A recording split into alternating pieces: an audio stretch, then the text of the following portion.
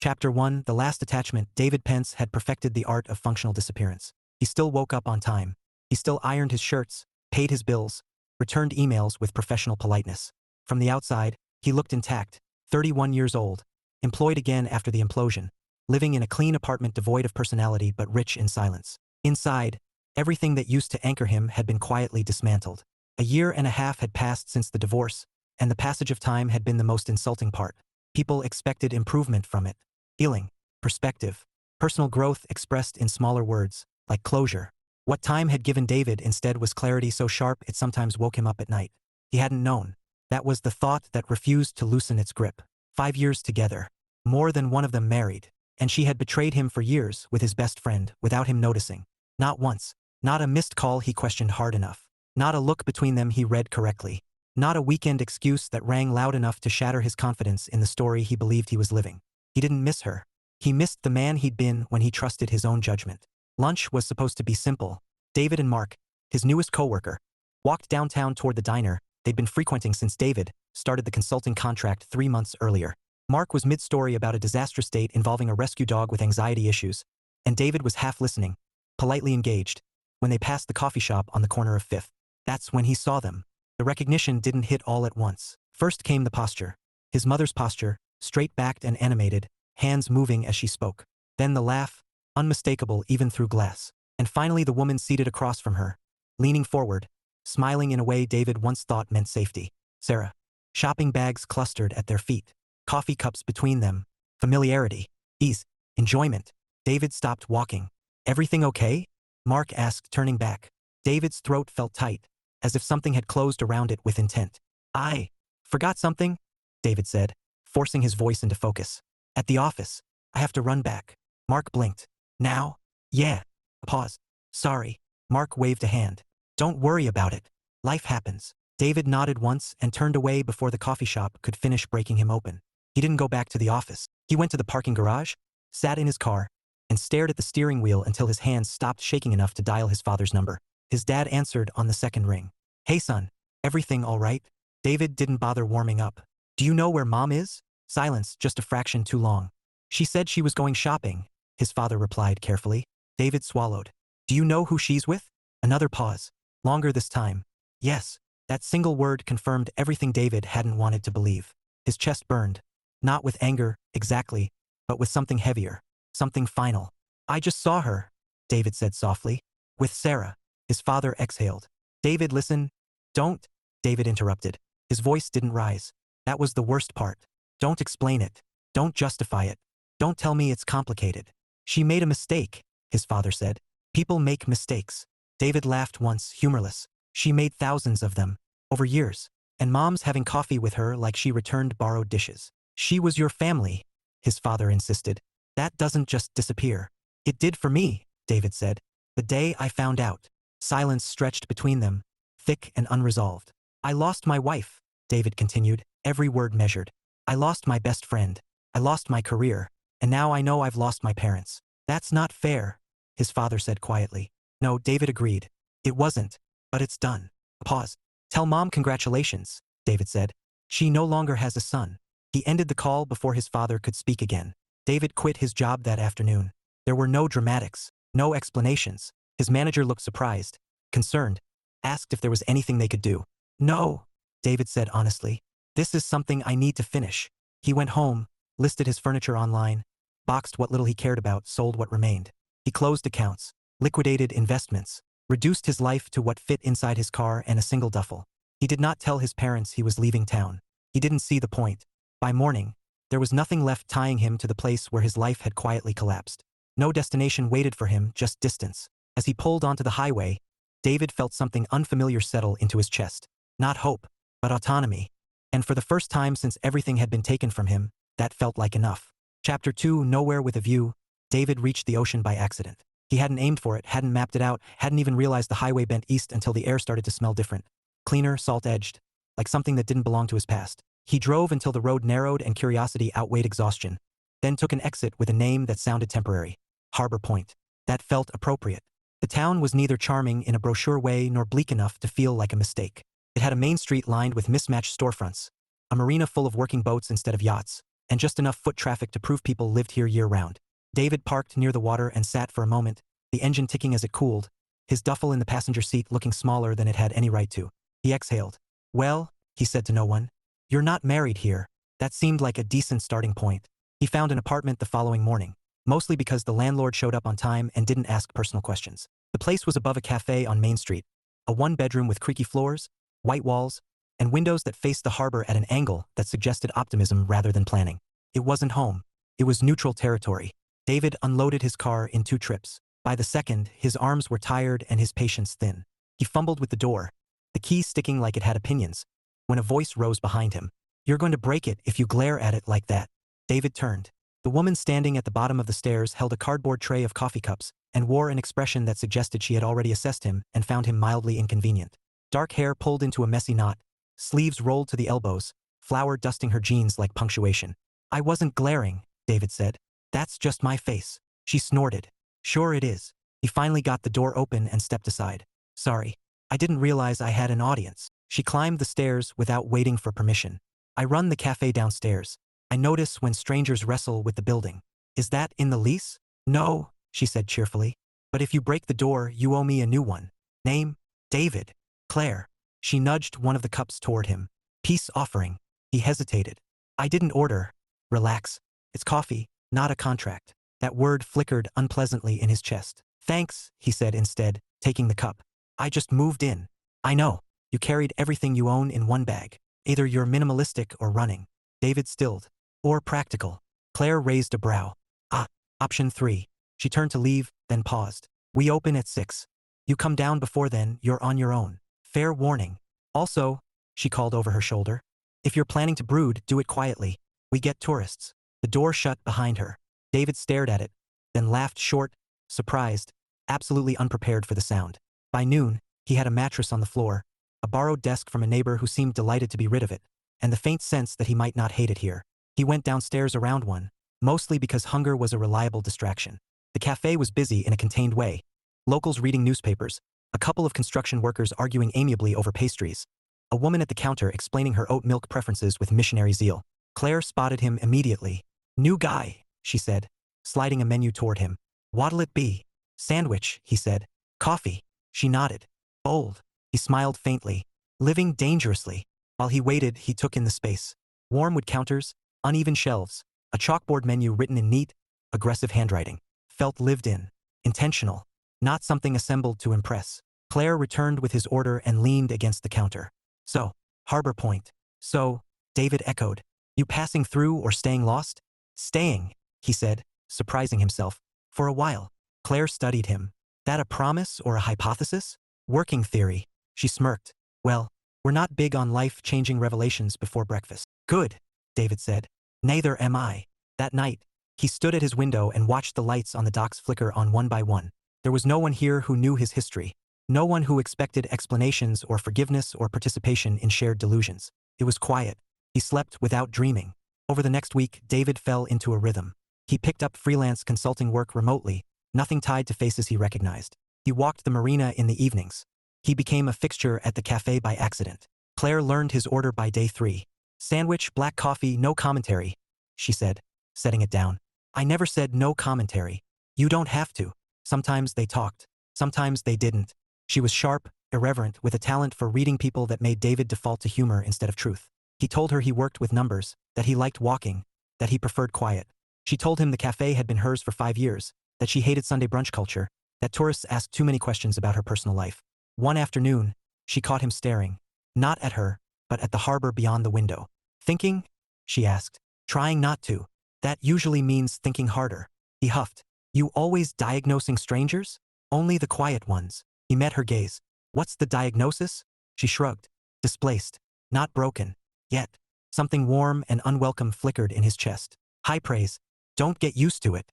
Later that day, a woman about Claire's age, pretty, confident, clearly irritated, stopped by the counter while David was packing up. "Is he your new boyfriend?" the woman asked, jerking her chin toward David. Claire didn't miss a beat. "God, no." David snorted into his coffee. The woman eyed him. "Good. Because she has terrible taste in men." "Hey!" Claire protested. "I have developing taste." David stood, slinging his jacket over his shoulder. "I feel appropriately assessed." As he headed for the stairs, Claire called after him. For the record, yes. Terrible taste doesn't mean bad company. David paused, then smiled. I'll take that under advisement. Back in his apartment, he realized something unsettling. He wasn't counting the distance between himself and his past. He was noticing where he was, and that felt dangerous in a way he wasn't ready to define. Chapter 3, Coffee, Boundaries, and Bad Assumptions. By the end of the second week, David had developed a reputation he neither wanted nor denied. Your downstairs neighbor doesn't socialize? Mrs. Kowalski from 3B told the mail carrier loudly, as if David were hard of hearing rather than standing 3 feet away. But he's polite. David nodded at both of them, which appeared to confirm the theory. He didn't avoid people exactly. He just didn't invite them closer. Harbor Point made that easier than most places. No one asked where he came from unless they were deciding whether his accent meant tourist money. No one pressed for life stories. People respected quiet here, not as virtue but as preference. Except Claire. You're early, she said one morning when he came downstairs at 6:30. You said before 6 I was on my own, David replied. I waited. She narrowed her eyes momentarily, then grinned. Technically correct. Most irritating form. He took his usual seat at the end of the counter. It's a skill. She poured his coffee without asking. What do you do before dawn? Think better thoughts, he said. That's vague. So are mornings. Claire leaned her elbows on the counter. You always answer like that. Like what? Like you're negotiating. With who? She tipped her head. Yourself, maybe? David regarded his coffee. Black. No ceremony. Reliable. Some of us have learned to be careful. Careful about what? He glanced up, met her eyes, held the look just long enough to acknowledge the question without accepting it. Oversharing before caffeine. She laughed. Fair. I can respect that. She didn't push. That alone earned more trust than anything else. Later that afternoon, Claire slid into the seat across from him while he was reviewing spreadsheets. She didn't speak at first, just watched him type with concentration that bordered on intensity. You're scowling at your computer, she observed. Is it winning? I think we're at a stalemate. What's its opening move? Unexpected formulas. She tapped the table. Intimidation tactics. David looked up. You need something? Actually, yes. She hesitated. I have to ask you something, and you're allowed to say no without explanation. That phrasing put him immediately at ease. Okay. She gestured vaguely toward the back of the café. There's a tasting event tomorrow night at the docks. Breweries, food trucks, live music. One of my baristas bailed last minute. I need someone ostensibly responsible to help run the booth. Ostensibly? You look responsible even when you're not. That's a loaded compliment. Are you in or out? He considered it. Crowds weren't a problem. Social obligation was. But the parameters were clear. Temporary. Functional. I can help, he said. As long as you don't expect enthusiasm. She smiled. I expect competence. I excel at that. The event was louder than David expected. Music drifted over the water, layered with laughter and clinking glasses. Claire was in her element, moving with purpose, calling out orders, charming strangers without effort. She wore a black jacket with the café's logo on the back, sleeves pushed up, hair down for once. David manned the register, which was straightforward enough until a group of college-aged men wandered up, already half drunk. Is she your boss or your girlfriend? One of them asked, nodding toward Claire. David didn't hesitate. My boss. Claire shot him an approving look from across the booth. Smart answer, she said later, handing him a bottle of water. They were going to be idiots either way, but now they can't be sexist idiots. She took a swig from her own bottle. Thanks for tonight. Anytime, he said, then amended. Within reason. They packed up near midnight. While Claire locked the booth, David looked out at the dark water. The lights reflected in broken patterns, impossible to follow. You okay? She asked. Yeah. He paused. This is just louder than my usual. She nodded. You don't seem like a crowd person. I don't seem like a lot of things, he said. She smirked. You seem like someone who thinks too much. Occupational hazard. They walked back toward Main Street together. Halfway there, Claire slowed. I should say this, she said, eyes forward. Before it gets awkward. David braced internally. Okay. You know I'm not hitting on you, she said. Right? He blinked. That wasn't my assumption. She stopped walking, turned to face him. Good.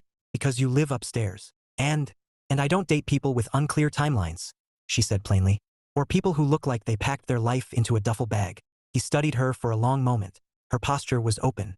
Defensive, yes, but honest. I'm not dating anyone, he said. Not what I asked. I'm not looking to, he added. If that helps. She considered that. It helps some. They reached the café. Claire unlocked the door and hesitated. Hand on the frame. You're welcome to come in, she said. Or not. No pressure. He followed her inside. They sat at one of the corner tables, Shoes kicked off. The cafe quiet in a way it never was during business hours. Claire made 2 cups of tea without flourish and brought them over. You ever notice, she said, settling in, how some people treat relationships like proof of success? Yes, David said immediately. Her eyes flicked to him. Personal experience? Extensive. She waited. He chose his words carefully. I was married. Was? She repeated. Yes. She didn't offer sympathy. She didn't apologize. She just nodded. That explains the duffel bag. He smiled faintly. I aim to be legible. She wrapped her hands around her mug. I'm not anti-love, she said. Just anti-assumptions. Same, he said. Different reasons. Such as. He met her gaze, steady. That people plan around permanence. Claire thought about that for a moment. Permanence is overrated, she said.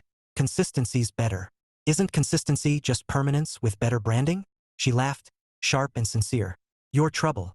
I've been told. They sat in quiet companionship, not the kind that demanded intimacy, just presence. Later, alone in his apartment, David lay awake staring at the ceiling.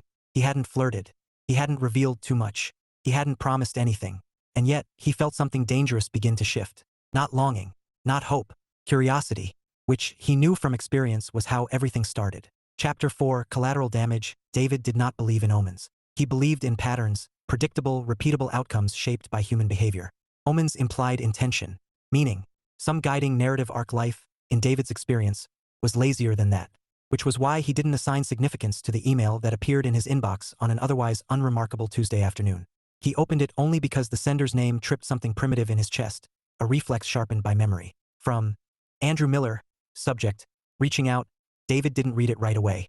He leaned back in his chair, stared at the ceiling of his office, temporary desk, borrowed chair, no personal effects, and waited for the surge of anger that ought to come. Didn't. He clicked the email. Hey man, I don't know if you'll respond, but I wanted to let you know I'm getting married next month. I've done a lot of thinking, and I owe you an apology. I didn't handle things the way I should have. I'd really like to talk, get some closure if you're open to it. Hope you're doing well. David closed the laptop. Closure, he said aloud, testing the word. Tasted artificial, like diet sugar. He didn't reply. Instead, he went downstairs and ordered coffee he neither wanted nor needed. Claire was rearranging pastries with aggressive efficiency when she noticed his expression. You look like you just swallowed a truth you didn't ask for, she said. That's uncomfortably accurate. She slid him his coffee. You okay? Define okay. Functional but annoyed. He gave a thin smile. Then yes, she studied him. You want to talk about it? He shook his head. Not yet. She nodded without offense. Offer stands. He lingered longer than usual that afternoon, working from the corner table. Around 4, the cafe emptied out except for a couple of regulars and the low hum of the espresso machine cycling down. Claire wiped the counter and leaned across from him. I'm closing early. Doc shipment got moved up. David glanced at the time. You want help? She considered. You trying to earn brownie points or distract yourself? Yes. She smiled. Come on. They walked the few blocks to the docks together. The air smelled like salt and diesel. The sky a streaked palette of late afternoon blues and grays. So, Claire said, hands shoved into her jacket pockets. Something clearly crawled into your head today. David exhaled. My former best friend emailed me. That's ominous energy. He's getting married. Claire stopped walking. To your ex-wife? David snorted. No. Different woman. Oh, she winced. Is that better or worse? I don't know, he admitted. He wants to talk. Does he, though? She said, suspicious. Or does he want absolution with a side of nostalgia? That's my guess. They resumed walking. Are you going to give it to him? She asked. David shook his head. No. That answer surprised him even as he said it. Felt settled. Non-negotiable. Good, Claire said. Because closure is often code for I don't want to feel like the villain anymore. That's exactly it. She glanced at him. You ever notice how people only ask for forgiveness once it costs them nothing? Yes, David thought. I have. They loaded boxes in companionable silence. By the time they finished, the sun had tipped low enough to bleed orange across the water. Claire wiped her hands on her jeans. You're quiet again. I'm thinking about who I was before all of it, he said. Before I had reason to be defensive. And I liked him, David said. I don't trust his judgment anymore. Claire considered that. Maybe he wasn't wrong. Just interrupted. That night, David reread the email once more, then archived it without replying. It felt like setting down something heavy he'd been carrying out of habit. The next day, Claire was the one distracted. She forgot his coffee order, burned a tray of scones, rewrote the chalkboard menu twice and hated both versions. Okay, David said finally. Your turn. She leaned back against the counter. What? You're wearing your thoughts too loudly. She hesitated, then sighed. I ran into my ex. David stiffened. Recently ex or emotionally ex? The kind that thinks saying hello means renegotiating history. She poured herself a coffee she didn't drink. He's engaged. There's something in the water, David muttered. She smiled faintly, then sobered. He asked if I'd ever regretted leaving. David waited. I told him no, she continued, which is true, but it reopened some stuff, such as, she met his gaze, the part where I used to think compromise meant disappearance. That's not compromise, David said immediately. That's erasure. Exactly, she exhaled. We were engaged. Long enough that people assumed permanence. He wanted kids, a house, predictability. None of that was wrong, but it all had to be his version. She gestured around the cafe. This place? A phase. My independence? Cute but temporary. I was supposed to grow out of it. David frowned. And did he grow into supporting you? No, she said simply. He grew resentful when I didn't become smaller. David absorbed that in silence. So I left, she said, before I could forget what wanting felt like. I think that was brave, David said. She laughed quietly. Most people told me it was irresponsible. People confuse risk with recklessness, he replied. Claire laughed again, this time with real warmth. You're good at reframing. I had practice, he said. Then, after a beat, I stayed longer than I should have. She looked at him. Because you loved her? Yes. He thought of the journal, the years, the lie, and because leaving felt like failure. Claire nodded. We're taught endurance instead of discernment. They stood there, neither moving. The cafe filled with quiet, neither of them felt compelled to break. Finally, Claire spoke. You know, for someone who claims not to date, I said I'm not looking to. You've got surprisingly healthy emotional literacy. David smiled faintly. Don't tell anyone. I have a reputation for being difficult. She tilted her head. You are difficult. And, she said, smiling back. That's not the same as unavailable. Something shifted then, subtle but unmistakable. Not a promise. Not an expectation. Just understanding.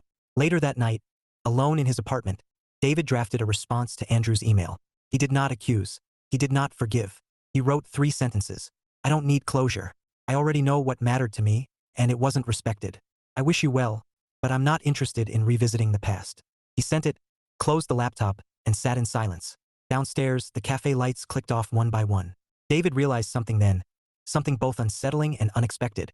Letting go didn't hurt the way he'd imagined. Felt like making space. And for the first time since he left town without a destination, he wondered, not anxiously, not fearfully, what he might allow to fill it. Chapter 5, Terms and Conditions. David learned 2 things very quickly. First, people noticed when he and Claire started spending more time together. Second, nothing made those people more determined to define the relationship than David's refusal to do so himself. You two are? Mrs. Kowalski began one morning, eyebrow raised like punctuation. No, Claire said flatly. Mrs. Kowalski blinked. I didn't finish. Exactly, Claire replied, handing her a scone. Have a good day. David hid his smile in his coffee. The truth was simpler than anyone wanted it to be. They were spending time together. Not dating. Not whatever definition people liked most. Just choosing each other's company with increasing frequency and decreasing defensiveness. They walked the docks 3 nights a week. Sometimes they talked. Sometimes they didn't. Claire had a habit of skipping stones badly and blaming physics. David pretended not to practice when she wasn't looking. They ate late dinners after the cafe closed, perched on the counter like conspirators. David cooked a shocking number of efficient, unfussy meals upstairs. Claire mocked his lack of spices and then ate everything anyway. They laughed. Easily. That surprised him most. One night, sitting cross-legged on the floor because David still hadn't bought a couch, Claire leaned back against the refrigerator and studied him. You're weirdly domestic for someone emotionally allergic to permanence. David raised an eyebrow. I object to both weirdly and allergic. You don't own furniture, she pointed out. I own freedom. And a very lonely lamp. It's a statement piece. She smiled. You like control. He considered it. I like predictability. Same energy. Not quite. She tilted her head. Explain. I don't need certainty, he said. I just need to know the rules. Claire went still. Not alarmed, just focused. Okay, she said slowly. Let's talk about rules. David blinked. I was being metaphorical. Shame, she said. I was being practical. She shifted so they were facing each other. I don't want vague expectations, she said. And I don't want theatrics. I've done both. So have I, David said quietly. Good. She nodded once. Then here's mine. She took a breath. I'm not looking for marriage. Relief flickered in him before he could stop it. He didn't comment. I'm not looking for someone to build my future for me, she continued. I already did that work. I want someone who chooses to be present without needing guarantees. David listened. Carefully. She finished. Your turn.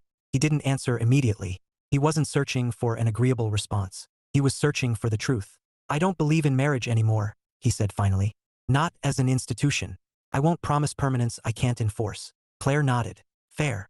I don't want to be responsible for someone else's happiness, he added. And I don't want someone responsible for mine. That's actually healthy, she said. Weirdly enough. And, David continued, choosing the hardest part, I don't want to pretend I'm further along than I am. If it ever feels like I'm borrowing a future I haven't earned, I'll leave. Claire absorbed that. You're very honest, she said. I've had practice paying for dishonesty, David replied. Silence settled, not heavy, not strained. Considered. So, Claire said eventually, lips quirked. What does that leave us with? David met her eyes. We spend time together. We don't make promises. We don't shape each other into expectations. And if it stops working, we say so, he said. Out loud. Claire smiled. Not brightly. Sincerely. Okay. Something loosened in David's chest. It wasn't commitment. It was clarity. They didn't mark the shift with anything ceremonial. No kiss that demanded significance. No declarations. They just continued, only now without implication hanging between them like unspoken debt. They did kiss later that night, though. It was unhurried. Familiar in a way that surprised him. Claire's hand warm at the back of his neck. Her mouth smiling against his, as if she already knew where this was and wasn't going. Afterward, she leaned her forehead into his shoulder. This doesn't mean anything bigger than it is, she said. I know, David replied. She exhaled. Content. Good. For a while it was easy. David didn't overthink her presence. Claire didn't test his absence. They occupied the same space without rearranging it. When she slept over, she left a toothbrush in a cup without comment. When he stayed late at the café, he cleaned without being asked. The town shifted its assumptions. David ignored them. Then one afternoon, Claire asked casually, What are you doing next weekend? David frowned slightly. Working. Why?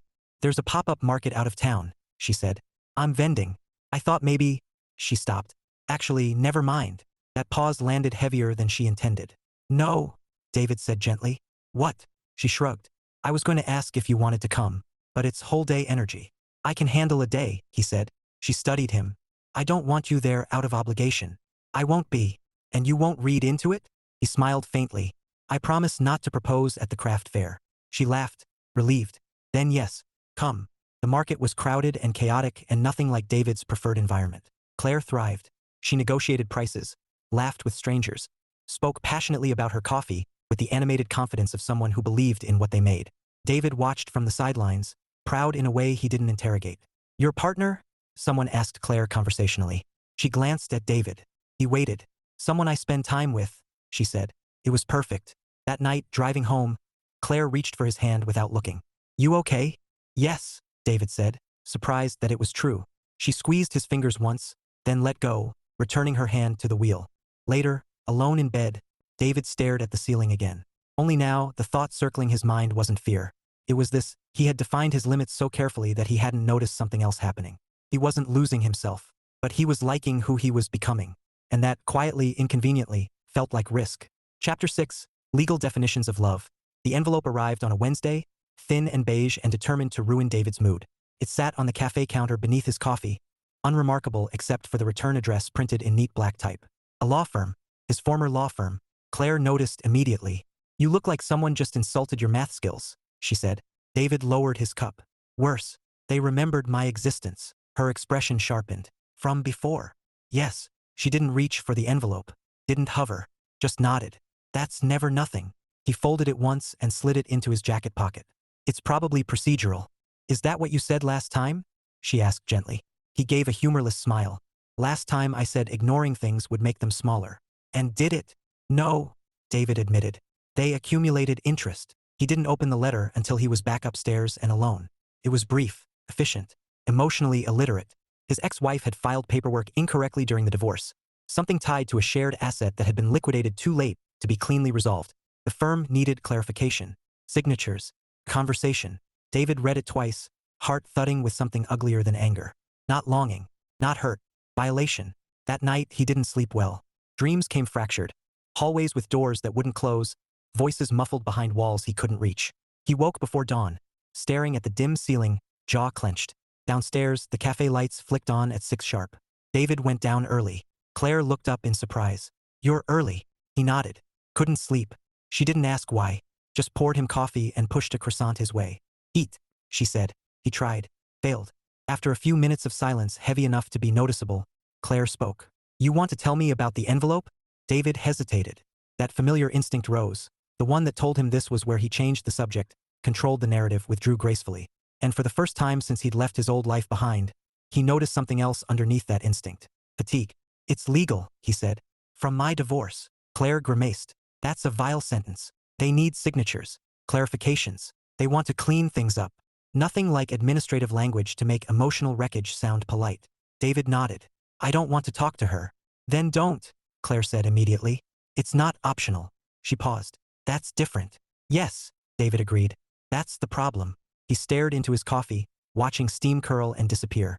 "I hate that there's still a mechanism for this," he said quietly. "That my future can be interrupted by paperwork from something I survived." Claire said nothing. "When I realized marriage was a contract," he continued, "I thought I'd found clarity, that love had nothing to do with it, that it was safer to disentangle the two."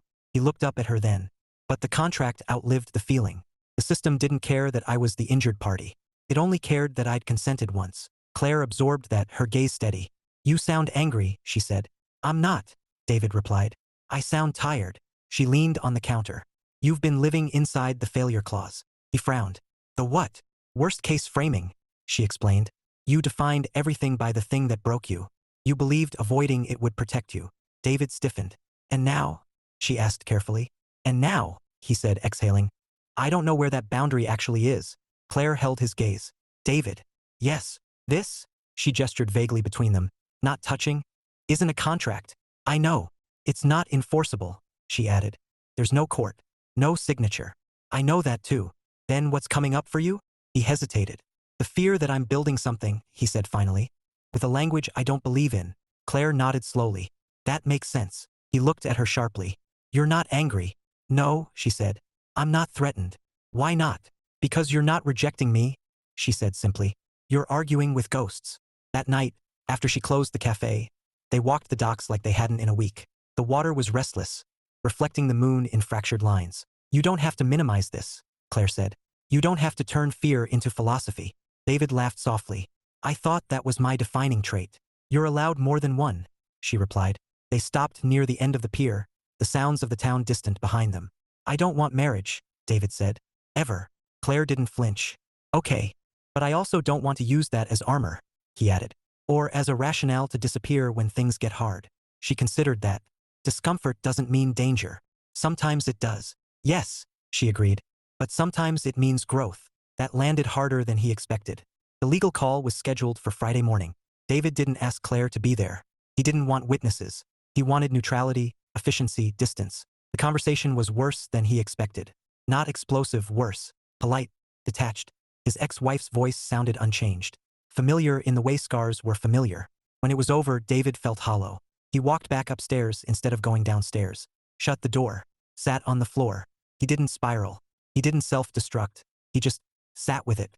An hour later, there was a knock. David opened the door to find Claire holding 2 mugs and a container of soup. "I wasn't sure what mood you were in," she said. "So I brought options." He stepped aside. They sat on the floor again because neither of them moved to fix the furniture situation. "It's done," he said quietly. She handed him a mug. "Good. I think," he added, after a moment, "that I used clarity as a way to avoid ambiguity." Claire smiled faintly. "Ambiguity is where people live." He looked at her, really looked. "I don't want to lose this," he said. She nodded. "Then don't make decisions from fear." "I'll try.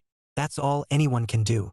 They sat there, sipping soup and tea, the city muffled around them. No promises were made. But something had shifted. David realized that defining what love wasn't had protected him, but defining only in negatives left very little room to live. And for the first time since he'd left everything behind, he wondered if the problem wasn't commitment. It was avoidance dressed as principle.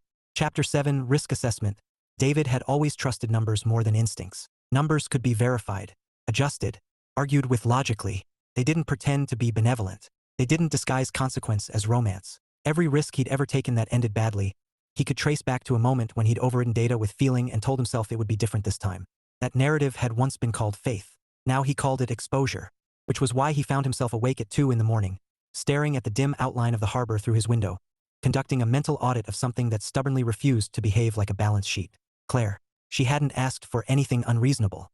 In fact, she hadn't asked for anything at all. That was part of the problem. There was no demand to push back against, no expectation to negotiate down. She simply existed in his life, present, thoughtful, unpretentious, and trusted him to stay there of his own volition.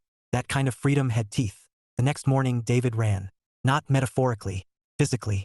He pulled on old sneakers he barely used and jogged along the waterfront until his lungs burned and his thoughts thinned out. The rhythm helped. It usually did. Movement had a way of simplifying things. Except today, the truth kept pace with him. The issue wasn't marriage. The issue was that he'd built his life around non-attachment so methodically that he had no language for choosing something without a deadline. He slowed to a walk, hands on his hips, breathing hard. Coward, he muttered. Not as accusation but assessment. Later that day, Claire caught the difference in him immediately. "You're pretending to be fine," she said, wiping down the espresso machine. "Which means you're not." David smiled faintly. "And you're diagnosing again." "You invite it," she replied. "What's going on?" He hesitated. Not because he didn't know how to answer, but because he hadn't decided whether honesty would be disruption or relief.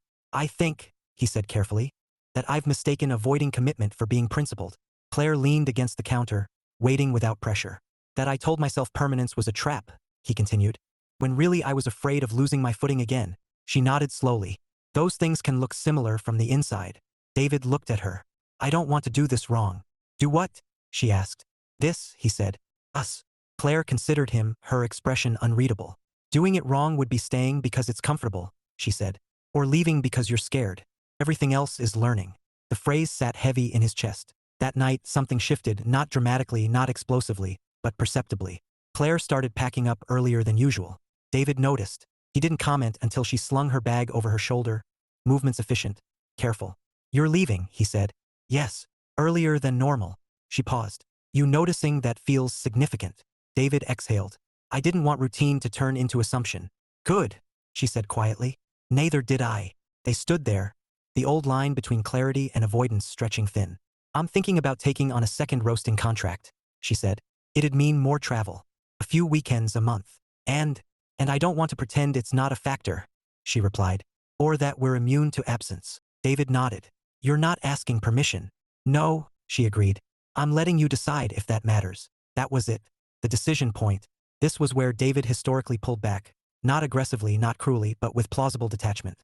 Where he cited logistics and timing and the virtue of self-containment. Where he told himself that staying unattached was the responsible move. But standing there, watching Claire carefully not brace herself, he felt the fatigue again. But this time it was aimed at his own patterns. "I don't want to lose you," he said. Not dramatically. Not floridly. Just fact. Claire stilled. "That's not a promise," he continued. "I know that. But it's not fear talking either. It's data." She studied him. "What data?" "That I've been happier than I expected," he said. "That I haven't lost myself. That I don't dread tomorrow." He swallowed. "And that walking away now wouldn't be protective. It would be evasive." Claire took a breath. "I'm not asking you to plan 5 years out." "I know," he said. "That's what makes this harder." She smiled faintly. "You're allowed to choose without certainty." "I'm terrible at that." "Excellent," she said. "So am I." They didn't define anything further that night. They simply stayed. The weeks that followed were uneven, not in conflict, but in awareness. David noticed how often he instinctively framed choices in terms of exit strategies. Claire noticed when she softened her language to avoid pressure. They adjusted, sometimes awkwardly, sometimes with humor. Once, during an argument about nothing consequential, whether a rug would improve his living room, for example, David stopped mid-sentence and laughed. "What?" Claire asked. "I just realized," he said, "that I'm arguing about home decor." She blinked, then grinned. "Progress." Another night, Claire admitted, "I almost didn't tell you about the travel because I didn't want to complicate things." David took her hand. "I'm glad you did. You didn't freeze." "I did," he corrected. "I just unfroze faster than usual." She leaned her head against his shoulder. "Good pace." The email from his parents arrived 2 days later. David didn't open it immediately. He let it sit while he finished work, closed his laptop, and made dinner. Only after did he read it. "We don't understand your decision, but we miss you. Your mother regrets how things were handled. We want to talk." David stared at the screen for a long time. Claire watched from the doorway but didn't intrude. "I don't think they regret the choice," David said eventually. "I think they regret the consequence." "That's an important distinction," Claire said. "I'm not ready to be available to people who rewrite harm as misunderstanding." "You don't have to be." she replied. He closed the email without responding. Later that night, as they lay in bed, Claire traced idle patterns along his arm. You know, she said quietly, choosing something doesn't mean you're trapped by it. It just means you're accountable to it for as long as you're there. David thought about that. I can do accountability, he said. She smiled. I figured. He turned toward her. I can't promise permanence, he said. But I can promise presence, intention, honesty. Claire met his gaze. That's more than most people ever offer. David nodded slowly. For the first time since his divorce, the future didn't look like a battlefield or a void. It looked like an unnamed stretch of road. Unmarked, imperfect, but open. And he realized something then, plain and unsettling and real. The risk wasn't that he might lose everything again. The risk was that he might finally have something worth choosing. Chapter 8, the clause he forgot to read. The last thing David expected clarity to feel like was relief. Not the dramatic kind, the kind that arrived with speeches and firm resolutions, but the quiet sort, the kind that settled in while you were doing something ordinary, like washing dishes or waiting for coffee to brew. It came to him on a Tuesday morning, while he was standing at the café counter watching Claire argue with a delivery driver about a crate of mislabeled beans. These are not Guatemalan, she insisted, arms crossed. They're Brazilian, and if you tell me terroir is basically the same thing, I will teach you a new vocabulary word using spite. David smiled into his mug. The realization arrived unannounced and unceremonious. He wasn't bracing. Not for disappointment. Not for abandonment. Not for the moment when everything would inevitably fall apart and prove him right. He was just there, present. Claire caught his expression and arched a brow when the delivery driver retreated. You look suspiciously peaceful. David considered that. I think I stopped defending myself. Against what? Against the future, he said. She searched his face. That's new. It's uncomfortable, he admitted, but less exhausting than the alternative. Claire leaned on the counter beside him. You don't owe the future an explanation. I know, he said, but I owed myself honesty. That afternoon, David received a call from his father. He let it ring. Then, deliberately, consciously, he declined it. Not out of anger. Not out of punishment. Out of boundary. Later, he told Claire about it over dinner. I didn't feel guilty, he said. I didn't feel righteous either. Just resolved. That's usually how healthy decisions feel, Claire replied. He nodded slowly. I spent so long treating detachment like self-respect. And now I think I confused distance with dignity. She didn't correct him. Didn't praise him. Just listened. That weekend, Claire left town for her first roasting contract. David helped her pack without commentary, without the quiet tension of expectation. Text me when you get there, he said. I will, she replied. No check-ins required. I know, she smiled. Good. The apartment felt larger without her presence, but not empty. David used the time to finally buy a couch. It was neutral, comfortable, intentional. When Claire returned 2 days later and sat on it, evaluating it like a professional critic, he waited. It's acceptable, she decided. He laughed. High praise. They didn't collapse back into each other like something survived. They didn't narrate absence like a test. They continued. One evening, walking the docks again, Claire stopped near the end of the pier. Can I ask you something? She said. Always, David replied. What if, she began carefully, we stop qualifying this? He stilled, not with panic, but attention. Not labeling, she clarified. Not structuring. Just owning it as a choice. David thought about the long list of rules he'd once believed necessary to protect himself. The conditions, the exit clauses. He thought about the journal he'd found hidden years ago, full of truths he hadn't consented to read. And then he thought about Claire, standing here asking for less definition, not more. I don't want guarantees, she continued. I want intention. David nodded slowly. I can do that, he said. She didn't smile right away. That's not nothing, David. I know, he replied. I finally read the fine print. She exhaled, relieved. Months later, Harbor Point felt familiar. David didn't avoid permanence anymore, but he didn't chase it either. He understood now that love wasn't a contract the courts respected. It was a series of decisions, renewed daily, revocable by honesty, sustained by presence. One afternoon, sitting on that couch, Claire rested her feet in his lap and looked at him. You know, she said, most people think commitment starts with a promise. David shrugged. I think it starts with showing up. She smiled.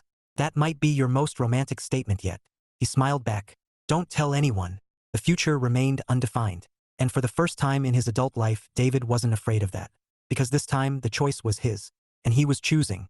Chapter 9, What Holds, What Doesn't. David discovered that once you stopped screaming at the past, it sometimes tried a different tactic. It offered you nostalgia. Not the sharp, painful kind that tore through you unexpectedly, but the softer version, selective, sentimental, and suspiciously forgiving.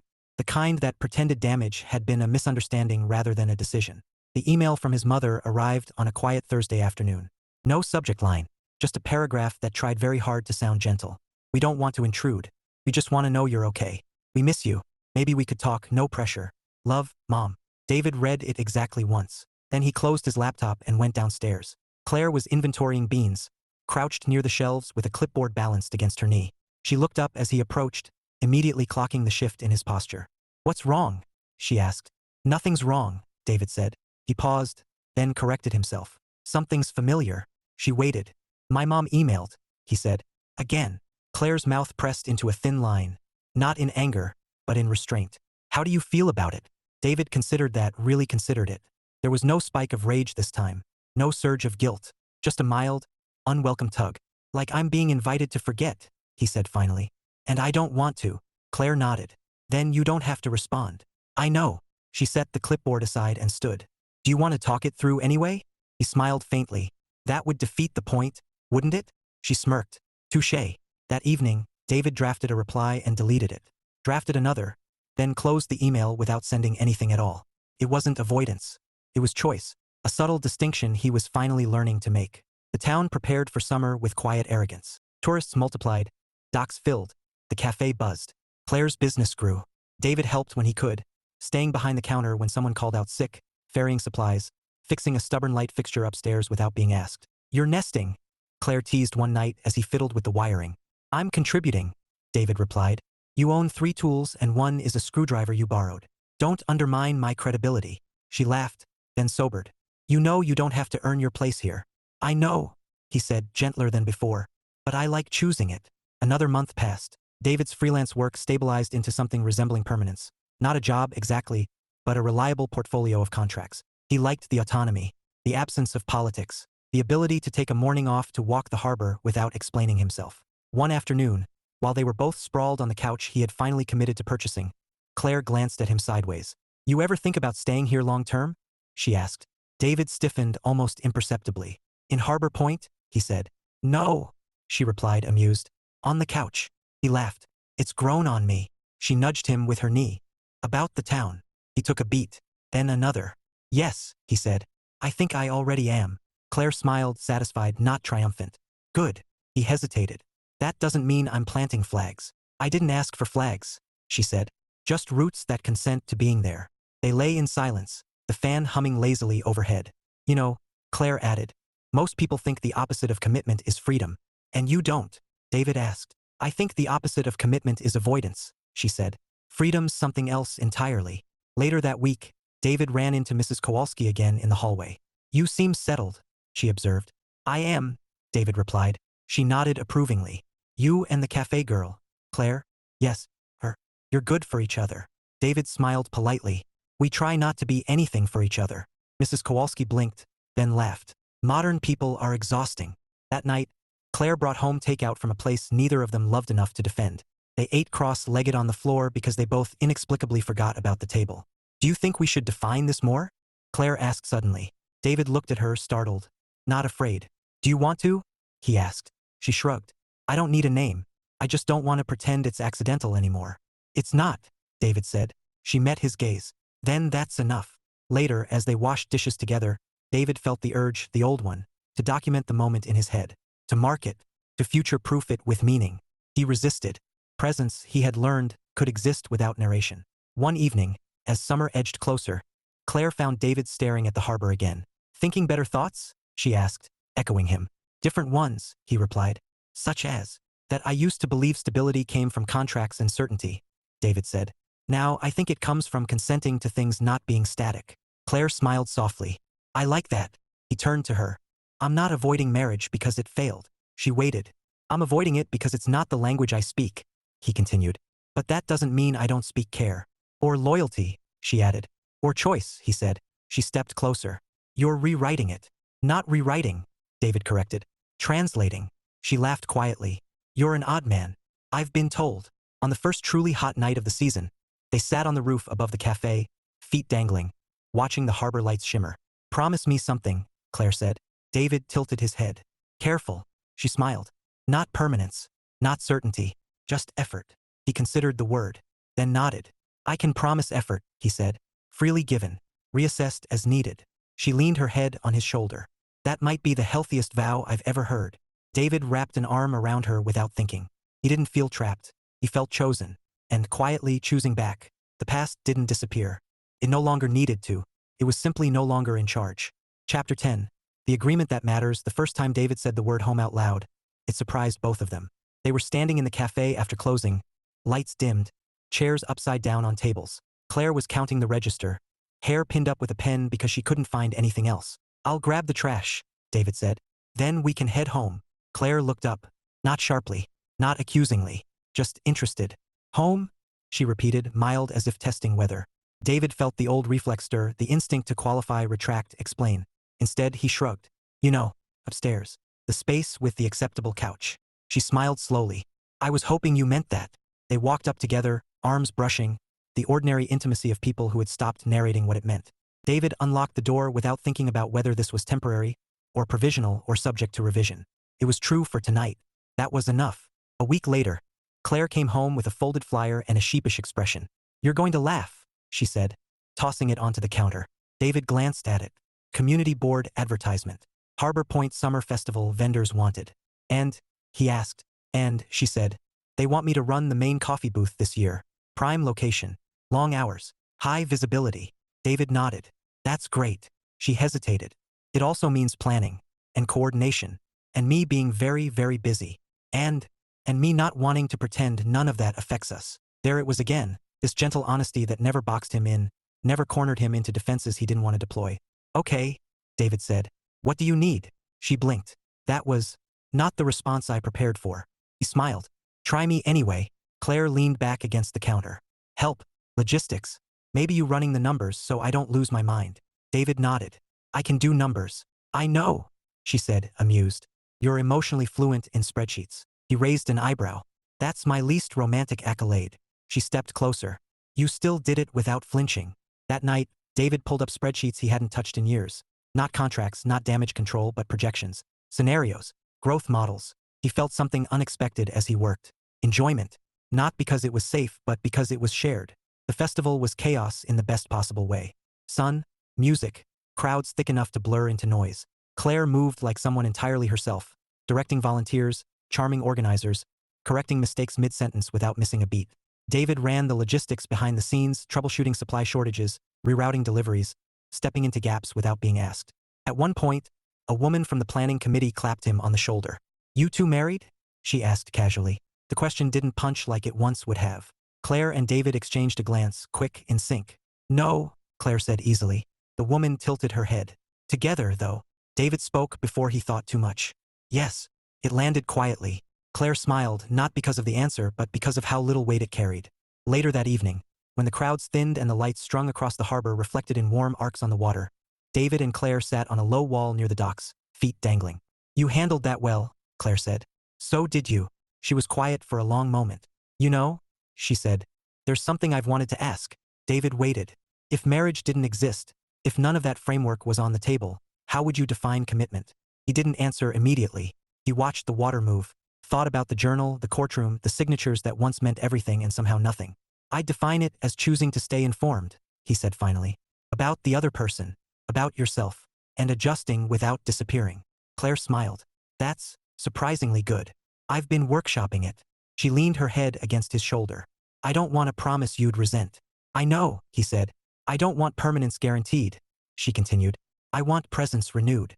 David nodded slowly. I can do that. She looked up at him. That'll change sometimes. I expect it to, he replied. That's the part one used to pretend was danger. Claire reached for his hand.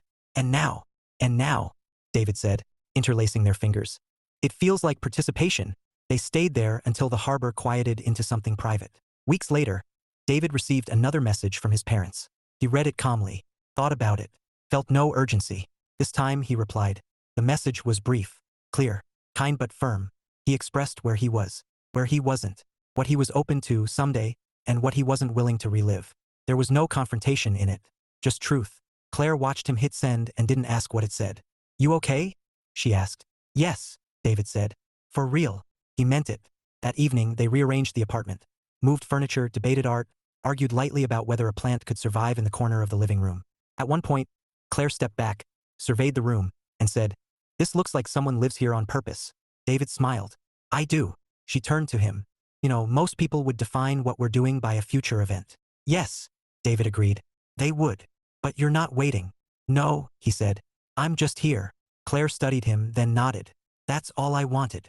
Later, lying side by side, the city's distant sounds filtering in through the window, David realized something he hadn't anticipated. He no longer needed to protect himself from love by redefining it into something smaller. He no longer needed legal language to explain why he stayed. Choice was enough. Presence was enough. And when he thought of the life he was building now, the one no third party could dismantle unless he let them, he didn't think of permanence. He thought of consent. Renewed, daily, freely given, and finally, unafraid.